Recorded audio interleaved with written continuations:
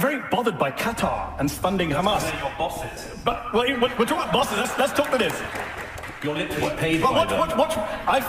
I've interviewed. I know you're a sort of online pugilist and think you can run for office, and good luck with that. But I'd just like to point out that you only really get animated if the Jews are involved.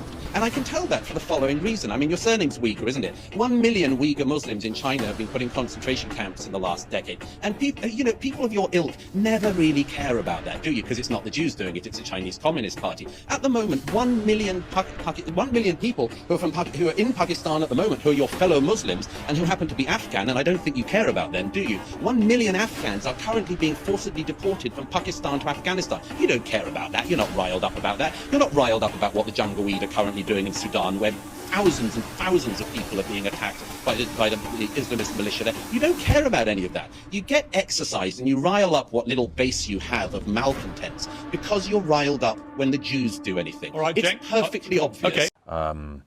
I don't think that at all that what's happening in Gaza is genocide. I think it's an unbelievable smear against Israel.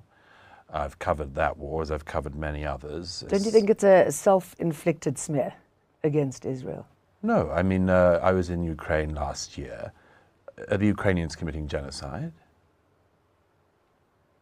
I ask you. What's that got to do with Israel? I ask you, there are many wars going on. Yeah.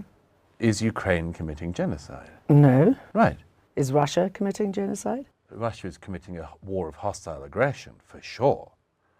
Although it doesn't seem to be attempting to eradicate the Ukrainian population as a whole, which is, of course, what genocide is.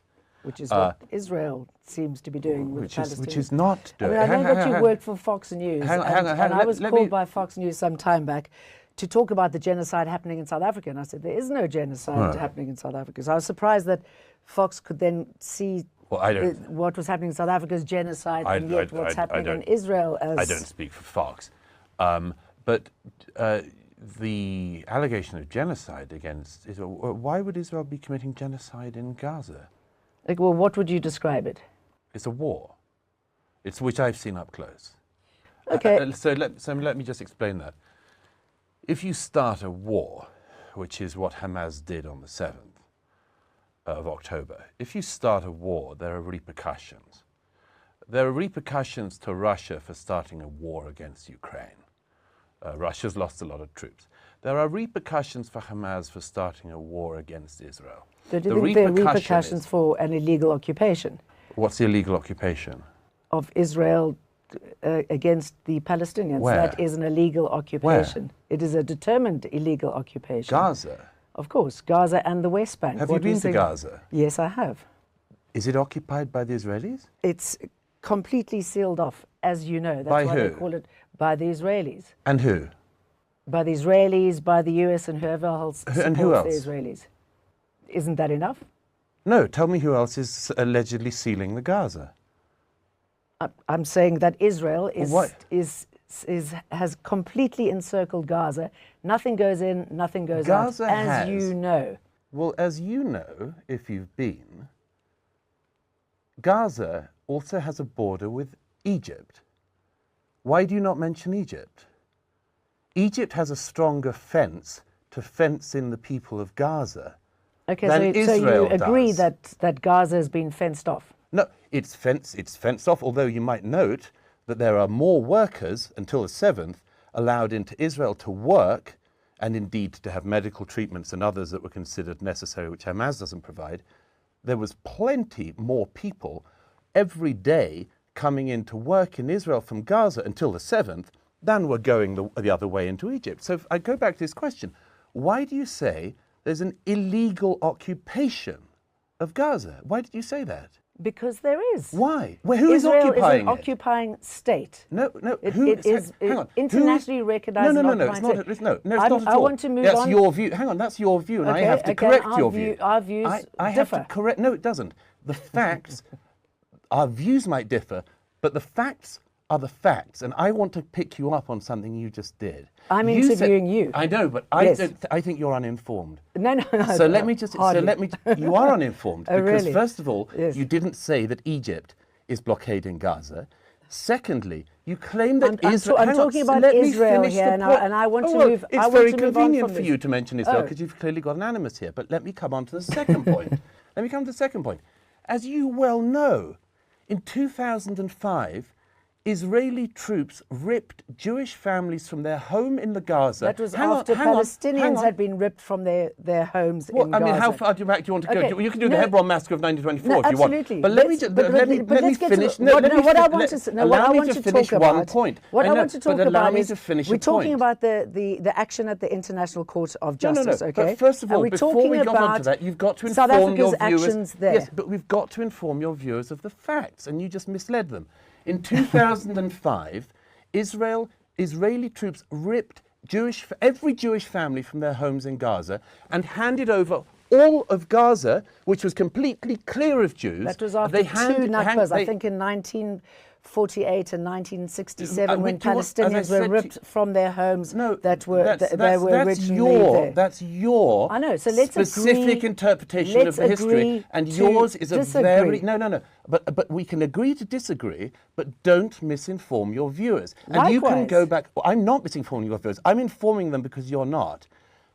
The point that I'm trying to make, which Israel you keep moved away from Gaza, and Gaza has been sealed off ever since. The point you keep on trying to distract everyone from is that Israel took every Jew from Gaza in 2005, handed it over to the Palestinians, who then voted in Hamas, and to the great detriment of the Palestinian people. They have been ruled by Hamas for the last 18 years. If you want to look to the source of the conflict, look to that fact. Okay, so how many illegal settlements are there in the West Bank that's also illegal under the United Nations, under international law? Those settlements on the West Bank are illegal. Which ones were legal in your view? In the Middle East, and every time there would be a peace agreement, settlements would pop up, and that's why we are where we are today. No, it's not. So let's try and move on. No, let's try and move on. It's not at all why we are where we are. Hang on. We're not achieving anything here, so let's try and move on. No. Let's try and move on. No, it's very, because you just did it again. You just threw in another false fact.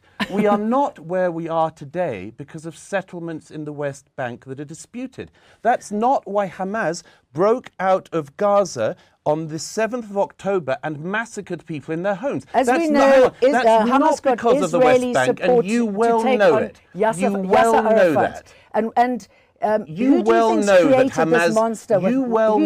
Hamas did not commit the massacre of the 7th of October because of settlements. They did it by their own admission because they want to massacre every Jew they can get their hands on, and Hamas has said they will do it again and again. So don't get onto the distraction of settlements. That is a second-order priority. The first order... It's easy to fob those off, isn't it? It's easy for you to try to distract people about it. But I'm saying don't distract them from the crimes of Hamas. Don't do that. I'm not distracting... Well, you are. You just said that's why they did it. You said they did it because of the settlements. And those crimes by Hamas were repugnant. I'm glad you said that, finally. Finally. But what I'm saying... You've been here for some time with you going on about settlements and everything else. So we've got an illegal occupying force.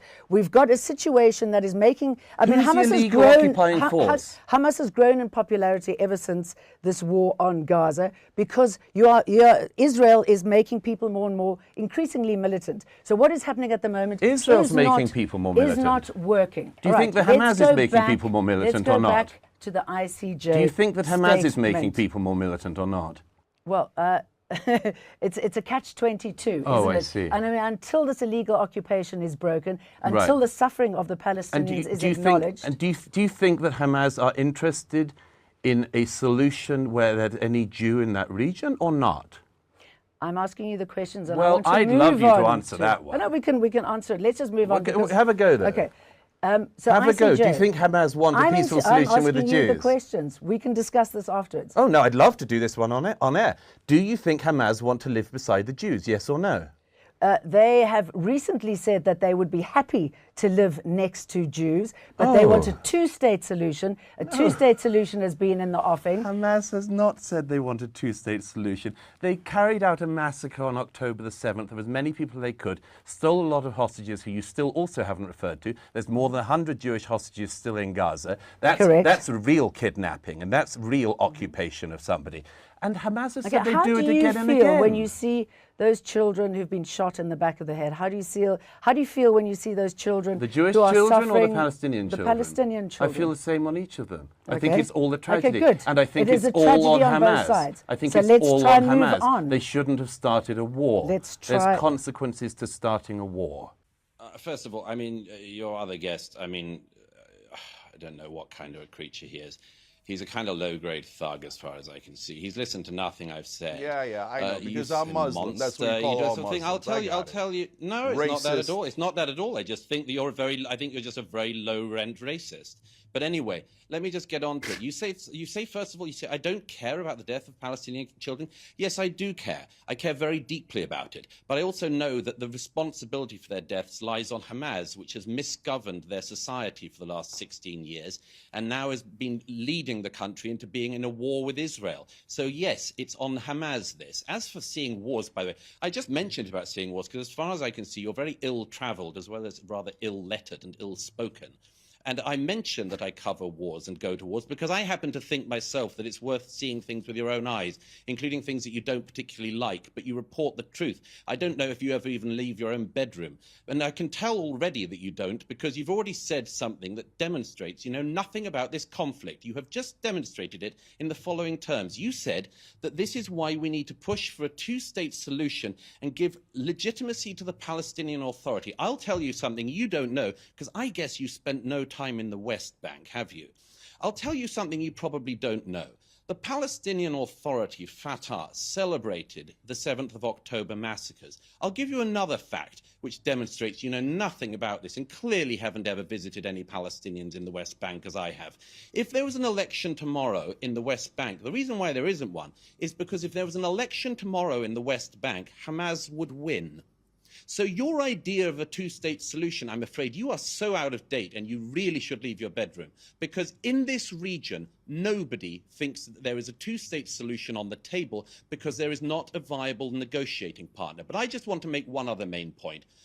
You have gone on and on tonight, throwing accusations out against the Jewish state, against me. It's the sort of thing you do. I know you're a sort of online pugilist and think you can run for office, and good luck with that.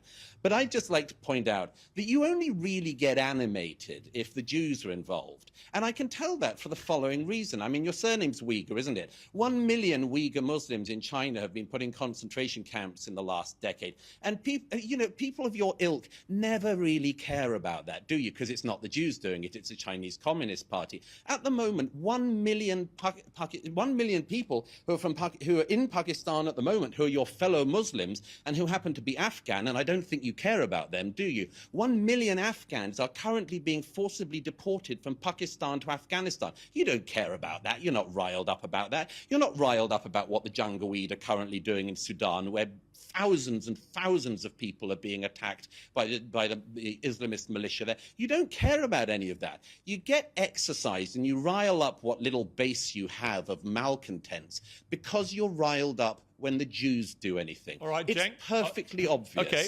You started with a peroration about me not mentioning the Palestinian casualties. That's because I started by mentioning the war. And there is no law of war that says you're allowed to start a war and then complain when you lose it.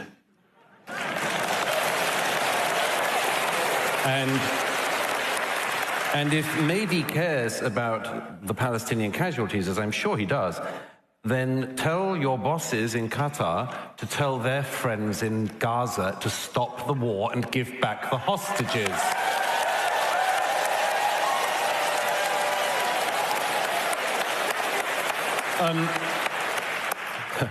Gideon says Israel needs nothing more than criticism. If Israel doesn't get criticism, wow, he doesn't even read his own country's press. By the way, you said the other day in an interview, Gideon, I couldn't care less about the Jewish state, so we know very well where you're coming from. Let me just say a couple of things about that I didn't get to in my opening remarks, but are important. You know, if you didn't throng the streets of this city or any other for the actual genocide going on in Sudan, not the one that Mehdi and Gideon pretend is happening, but the actual genocide going on in Sudan, if you didn't spend weekend after weekend doing that, but you did come out for the post-October the 7th protests, you're an anti-Semite. if like Mehdi once sent a tweet condemning that, it doesn't give you quite enough smoke cover. You know, if you protested not a bit, didn't set up a tent when Bashar al-Assad was killing 6 times the number of people in a decade that Israel and all of its enemies have lost in 75 years of war, you are an anti-Semite. And I would just add one other thing. I know that media has tried to reframe the motion. I'm not going to allow it either.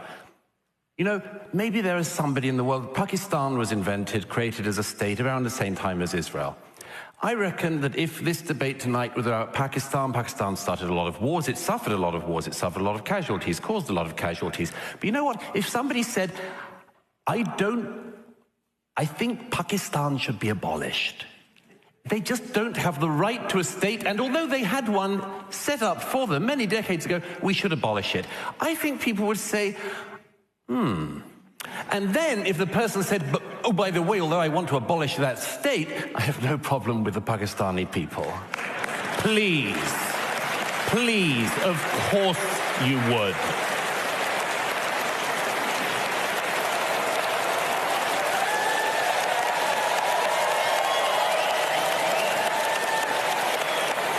Let me first of all say that it's necessary to clear quite a lot of things up, because we've heard quite a lot of hogwash in the last few minutes. Firstly, your guest last night is a member of an extremist organization, Hizb ut-Tahrir, which is banned in many countries, including in European countries. And it's also banned in many Muslim countries. It's banned in Pakistan, it's banned in Egypt, and that's because these Muslim governments recognize that it is an extremist group that has a revolutionary ideology that wants to replace government in Muslim countries as well as in... do you know Germany? One European country is banned in, Douglas Murray. I'm not going to let you lie to the audience like you usually do. You're going to justify everything you say on this show, Douglas Murray. Right, so please, give me one country Germany. That... It's not banned in Germany. I just said it's not banned in Germany. You're not listening. You're not listening. You're not listening. To the audience. Let me Google it for yourself. You know, Hizb ut-Tahrir in Germany, really are they banned as an organisation? Is this Mr. Al-Andalusi? Can I just check? Because I can't see you. It is, yes. Is that him? Yeah. Okay. This is a guy, he's of no significance, but he's a guy who I have seen in studios for years, spouting extreme Islamist rhetoric. Many years ago, he couldn't condemn the killing of the journalists at Charlie Hebdo. Last year, he wouldn't condemn the attempted murder of Salman Rushdie. Now he can't do this. He fails every single test. But let me get on to the question. I'm not going to engage. I'm not going to engage in a bun fight with this Islamist. Let me answer the question that Piers put to me before you try to interrupt again. Only if you don't lie. Let him answer, please. First of all, let him answer, please. But, all right. First of all, I'm not going to keep being talked over by this Islamist blowhard. Let me speak. First of all, your first guest treated us to the first bit of mouthwash this evening by claiming that the word jihad can mean absolutely anything. Nonsense. When a big bearded member of Hizb ut-Tahrir calls for jihad on the streets of London, then they are not calling for an interpersonal struggle with the nature of the divine. They are calling for violence. And anyone who can't recognise that should be questioned about their own motives. Secondly, we've just been treated to a monologue about casualty figures in Gaza. Where do these figures come from? I'll tell you where they come from. They come from Hamas. It's quite remarkable to me that 2 months after the October the 7th massacre, the Israelis still don't know the precise number of people murdered on October the 7th. There's a reason for that, because it takes time to work out massacres of that scale. One of the striking, you know, I just don't know if either of your guests are going to allow me a word in. Because you are lying, and even the numbers from Israel, from the IDF, which are not accredited. No, you will, These are your it's really numbers. interesting hearing somebody who presents themselves as a moderate being a spokesperson for Hamas. So let me continue. They are Hamas figures. They are all provided by the ministries of Hamas, which is a prescribed terrorist organization. If you want to reel off Hamas figures, then be my guest, but you are not able to mislead the viewers of Piers' show by quoting Hamas figures at his viewers as if they are holy I am not writ. quoting. Third, it's the Euro we've been treated to this the nonsense. United Nations. We've been treated it's the international community organizations. Where do you think they get the figures from? Where do you think they get the figures from? Thirdly, I will continue to speak if it kills you. Thirdly, World War II. It is nonsense that what has been happening in Gaza has, as you said in this endless list of fallacies, that there has been more bombing in Gaza, more deaths and destruction in Gaza than during World War II. Do you know anything about World War II? Almost, do you know anything about World War II? I in said, Dresden yes, alone, I do, Douglas. Germany. Do you know anything about World War II, Dresden alone, Douglas? take one German city. Take one German city. The destruction was on a scale totally dissimilar to what's been happening in Gaza. I'm taking London. Very, very interested. I'm very interested, and I will, once again, I will finish this point, even if both of these blowhards keep trying to talk over me. I will finish the point I wanted to make. Okay, I'm going to come back to you both. Let me ask Douglas one question. Douglas, specifically about the doctor. It is very important for your viewers to hear the following definition. The definition of terrorism is the deliberate targeting of innocent civilians. That is what Hamas specializes in. That is what Hamas did on October the 7th. And that's what is happening in Gaza now, also. Is what Israel is doing terrorism? No, for the following reason. And again, you can lie about this if you want, but do not expect not to be challenged about it. What the IDF is doing is the same manner of war as the British Army, the American Army, and all other armies in the civilized world. They target terrorists like Hamas, and there are civilian casualties. Yes, there are. But it is not the aim of the IDF any more than it is of the British or American armies to target civilians. And anyone who pretends otherwise is lying to the public watching. All right, Douglas, final question before I go back to the two in the studio here.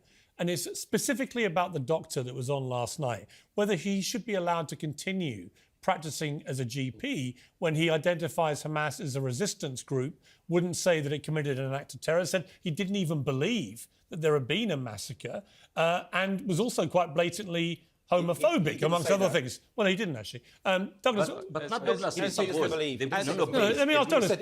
Douglas, please. Let me ask Douglas. Douglas, the medical association. I'm asking Douglas. I will come both to... The medical association is the one who is assigned to... Fine. I'm asking Douglas what his view is. Douglas. He's not a medical doctor. I'm asking Douglas's opinion. Douglas. Well, you don't seem to be much of an impartial observer of this, I have to say myself. I thought slightly highly of you before you started ranting as much as Mr. Al-Andalusi this evening. I'll tell you what I thought of it, Piers. I think our country has had enough of people like your guest last night. It's not just that he's in the NHS. Why is he in Britain? Why do we allow people in Britain to try to overthrow the state, who praise terrorism, members of extremist organizations? What has Britain got from this guy exactly? What benefit have we got from him? I mean, I wouldn't want to be an NHS patient going to him. I don't know if any Jews would particularly want to in Britain. I don't know if very many innocent people would want to go to this doctor. But my question is not just should he be able to practice. I want to know why our country of Britain has been such a soft touch for decades that we have Hamas leaders, terrorist spokespeople, Islamist sympathizers like your guest, Mr. Al-Andalusi, and now NHS doctors who are members of groups like Hizb ut-Tahrir that stand on the streets of London, call for jihad, call for Muslim armies to arise. I don't think our country benefits anything from these people. I think people like that should leave. We have no need of them. No, there was not starvation in Gaza after 2005. No, there was no deficit of goods coming in. I've been plenty of times. There was no deficit? No, there are no plenty goods were kept out. There are plenty. How many? Have you been to the crossing points? No. When were you last there at all? I've never been. You've never been? Well, am I not allowed to talk about it now? Have you ever been to Nazi Germany? Are you allowed to have feelings about them? You can't time travel, but you can travel. Okay, but so what? So what's the point? Like, no, okay. I find that lots of people have been there and agree with me, and lots of people have been there and agree with you. Yeah, but if you're going to spend a year and a half talking about a place, you should at least do the courtesy of visiting it. All right. I just think this is a non-argument. You don't think? Okay. No, I think it's a non-argument. But if you're an expert, well, you have to go and touch the ground. No, I think you have to see. I think it's a good idea to see stuff, particularly if you spend a career talking about something. Yes. I have a journalistic rule of trying never to talk about a country even in passing unless I've at least been there. Okay. It's a sort of normal, it's a normal thing to do. You're talking about, you're talking about crossing points. And not only have you never been to a crossing point in either Egypt or in Israel, but you've never even been to the region. Okay. Again, I think this is a non-argument. I don't understand. No, it's not a non-argument. Yeah, it is. It's not a non-argument. If you're insisting that you're an expert of some kind, or not claiming you're an expert, but still talking about it, about the provisions going into Gaza or not, if you've never seen any of this going on. So you're not allowed to speak about things that you've read about. You can only speak about things that you've seen with your own eyes. You can talk about what you want, as you're proving.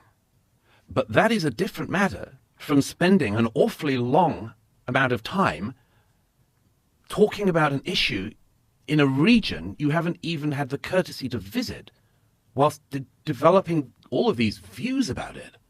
I mean, now I slightly get an idea of where you're coming from. You've read about this blockade, and so you imagine that that's what it is. I imagine you've read all the people who say that Gaza was a concentration camp, and you probably think that too. Am I right? I mean, again, literally a concentration camp, it shares a lot of similarities, I would think. Wow. Well, as I say, you can't time travel back to the Nazi era, but you could go to the Middle East and actually visit it. Okay. Difference, isn't there? Well, there is, but I don't think that all of these protesters are pro-Hamas. And the difference is whether or not you have a large artillery behind you. Yeah, but you don't honestly think they're all pro-Hamas, these people? Well, I think that anyone who, for instance, chants things like "from the river to the sea" is in fact yes, but they're not all doing that, or is criminally ignorant. Oh well, they are. I mean, there's masses of videos of them marching past Westminster Abbey last week, saying exactly that. Yeah, but they're not all doing it. Marching past the statue of Winston Churchill last week. I've watched the videos, and there are lots of people chanting, and some who aren't. Okay, well, here's a challenge. Okay, well, here's a challenge, Piers. If you decided to go on some kind of march and in week one you discovered that you had the BNP along your side calling, for instance, for the murder of all black people, would you not wonder whether or not you should go on week two? And would you not drop out by about week three? I'd have thought so. I would. That's a good question. And yes, I would. First of all, anyone who uses the term genocide in this context simply doesn't know what they're talking about, or is a malevolent actor. I don't know if Mr. Uygur's travelled at all in his life, how far he's travelled, how many conflicts he's seen, but I'd have guessed none. And you clearly know nothing about this particular conflict, and you've obviously seen none of it. The genocide that you describe is such a smear and a libel against the Jewish state.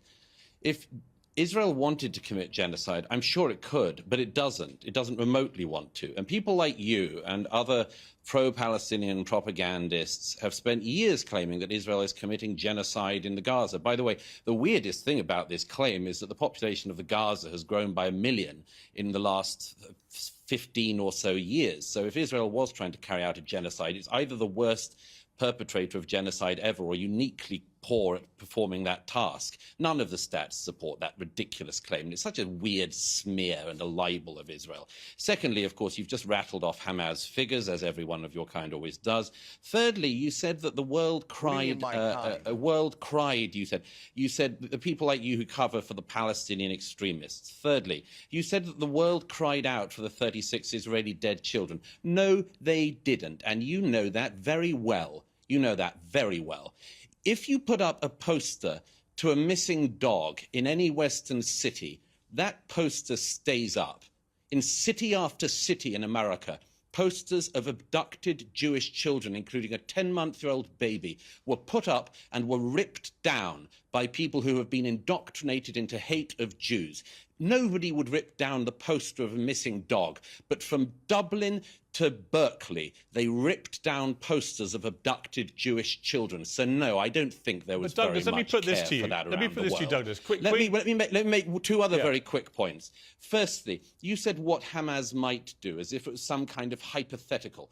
Hamas showed what they do, what they want to do. It showed it on October the 7th, and its leadership, as I'm sure you very well know, said that they would like to repeat that again and again until they have got rid of every Jew.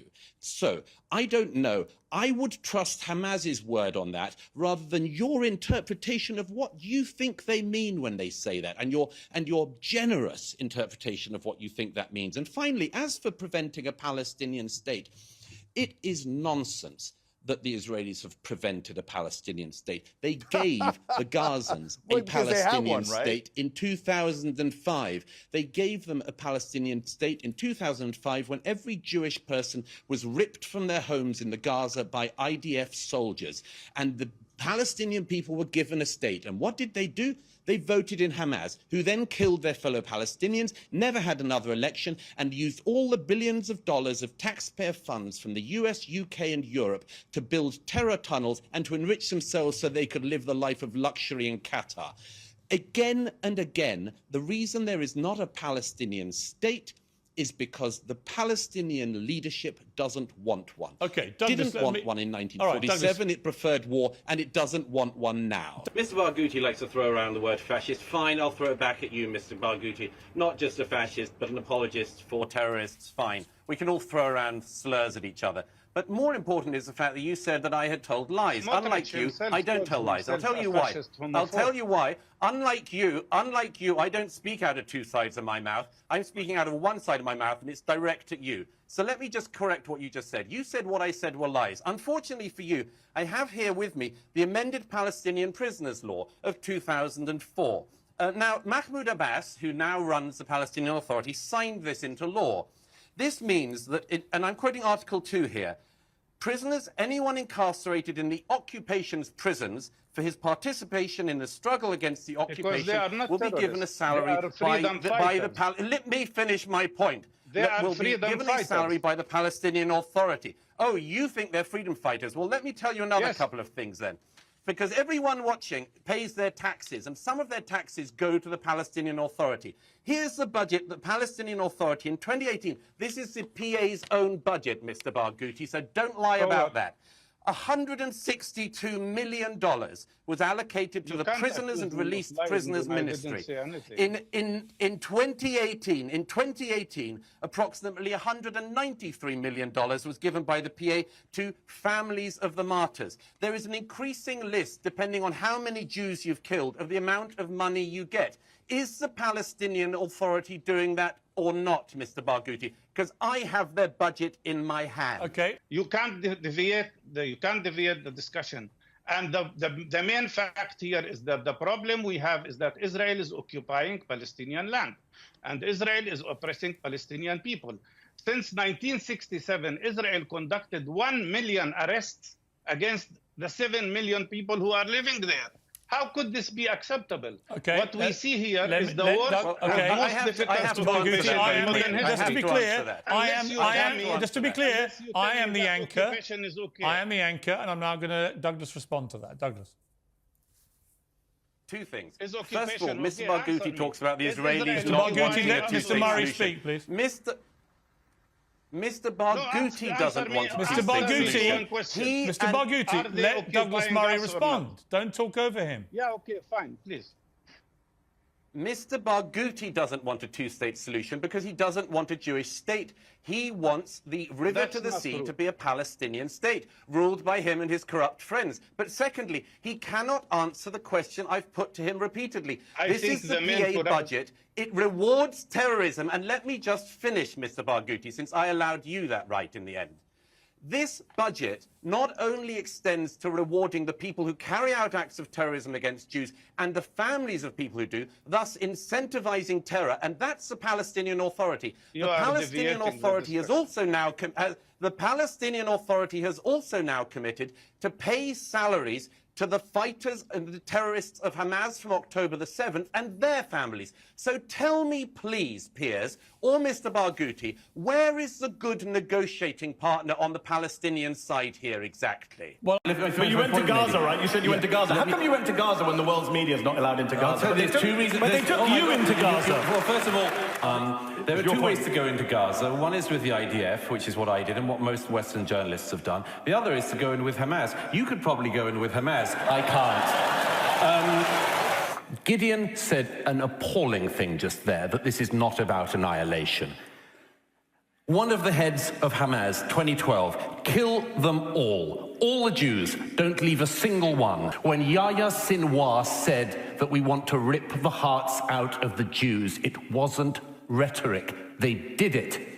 They mean it. And only this side wants to pretend they don't, for whatever reasons a psychologist would have to explain. You're very bothered by Qatar and funding Hamas. They're your bosses. But, well, we're talking about bosses. Let's talk to this. You're literally paid by them. I've interviewed... Last time I checked, the United States Congress does not fund Bashar al-Assad or the RSF militias in Sudan. So stop with this lazy whataboutism that gives you... They do fund your friends in Tehran. The US Congress funds Tehran. You know very well Biden's package for Tehran. What? You don't know about it? US funds Iran. Okay, you got me there, Douglas. Wow. By the way, since Biden decided to bring Iran back into JCPOA, they are no longer under the sanctions that they were, and they've been brought back into the fold. Okay.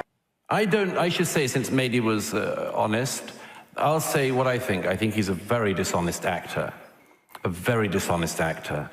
And to say what you just said about hostages would come a lot better if a contributor to Al Jazeera had not been discovered last week holding a hostage in his home. And if Mehdi cares about the Palestinian casualties, as I'm sure he does, then tell your bosses in Qatar to tell their friends in Gaza to stop the war and give back the hostages.